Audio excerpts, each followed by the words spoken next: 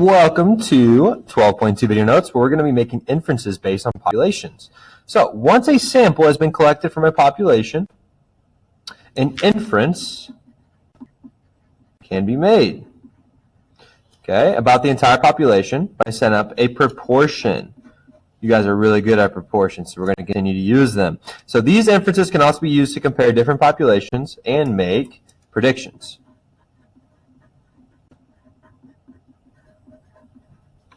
All right, so here's the first example. Eastside Middle School conducted a survey of randomly selected 6th graders to determine which elective they are most likely to participate in. The results are shown below. 14 Spanish, 20 theater, 6 art. How many students were surveyed? Go ahead and add up all those, and you get 40. So in total, we're looking at a sample of 40 students. Now, what percentage of students surveyed selected Spanish as their elective of choice? Go ahead, try to remember how to find a percent of a number. All right, welcome back. So 14 picked Spanish out of 40, and that's equal to percent over 100. Cross multiply, divide, and you get 35% selected Spanish. All right, go ahead and read number C, or letter C. There are 350 students in 6th grade at Eastside Middle School. Remember, the sample was only 40 of them. That was the sample space. Now the population is 350. Using this sample, about how many students can be expected to sign up for art? So now we know how many students in the sample picked art. So we're going to use this amount to predict how many of those 350 are going to pick art. So we can set up a proportion. So 6 out of 40 in the sample space equals X over the entire population. Go ahead and cross multiply and divide, and you should have gotten 53, which represents the students who should pick art. So about 53 students are expected to pick art out of the entire population based on this sample data that we have above. All right. D. Go ahead and read D and see if you can figure out your proportion. Set up your proportion and figure out how many students are expected to sign up for theater. All right. Make sure your proportion is with mine. Like mine, 20 out of 40 equals X over 350. So that would result in about 175 students who should pick theater. All right. Go ahead and pause the video, read E, and then we'll talk about it. All right. E is saying the school is going to drop, which means get rid of any elective that has less than 10% of the students' interest. Miguel says that since only 6 students would like to sign up for art, it should be dropped. Explain why this is or is not correct. All right, so we need to figure out if any of these electives have less than 10% interest. He's saying that art needs to get removed. Well, if you look back at question C, we were doing art.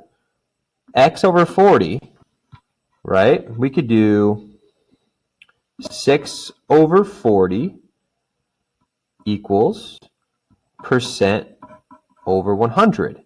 When you do that, you get 15%. So art has a 15% interest.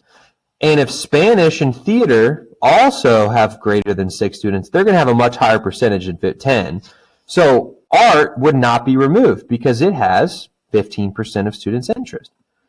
So, Miguel is incorrect. Art has 15% student interest. So, we can infer that it would be the same for the entire population.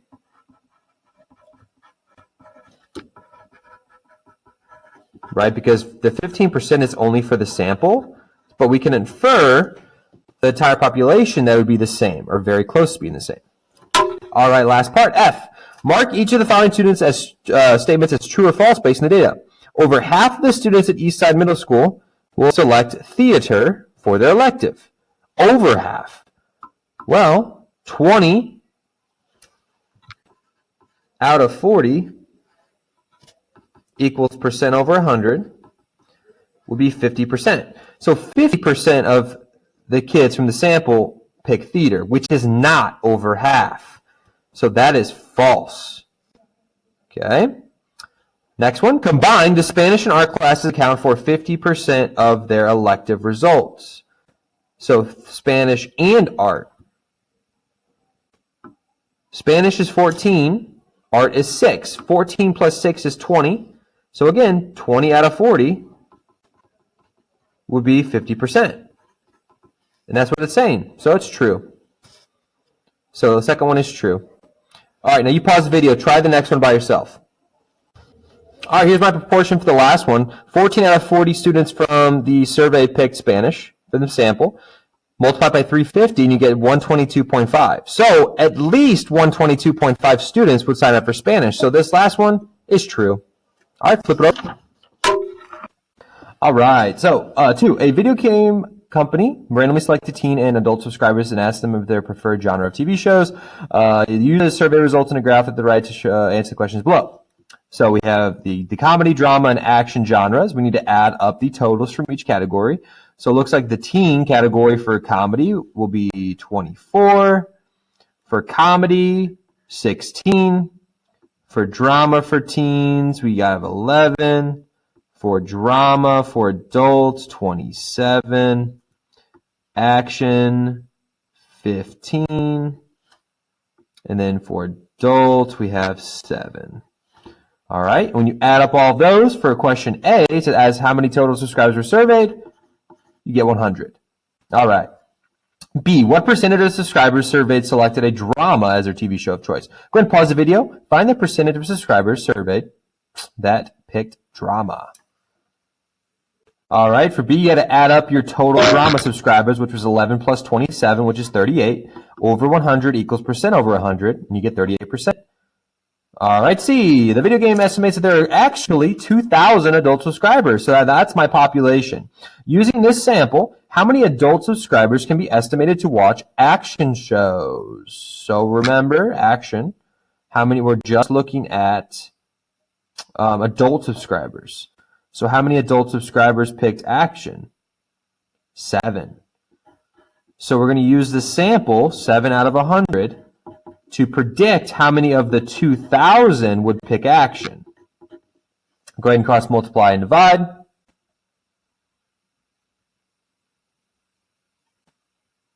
And you get 280 adults. All right. D, you read D and complete D. It says, what percentage of subscribers that preferred comedies were adults? All right, so we're just looking at comedies. So the total would be 40 because there's 40 people, there's 40 subscribers that picked comedies. Now we're looking at just adults, which is 16. 16 out of 40 equals percent over 100, and you get 40%. All right, E, mark each of the following as true or false based on the data. More teens were surveyed than adults. Well, go ahead and add up all the amount of teens and add up all the amount of adults and then compare.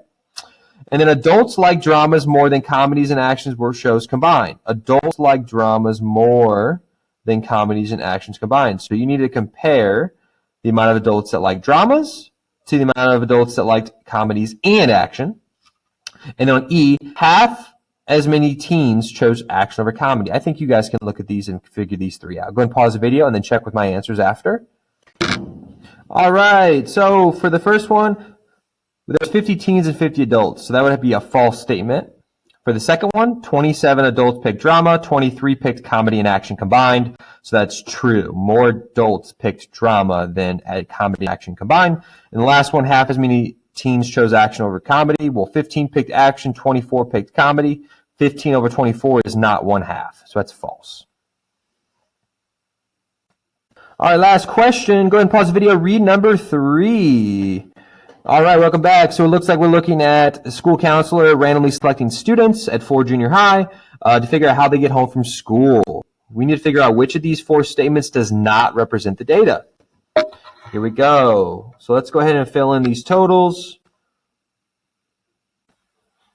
All right, so light colored is 7th grade, shaded or dashed lines are 8th grade. So for bus riders, looks like we have 10 7th graders riding bus, 15 8th graders.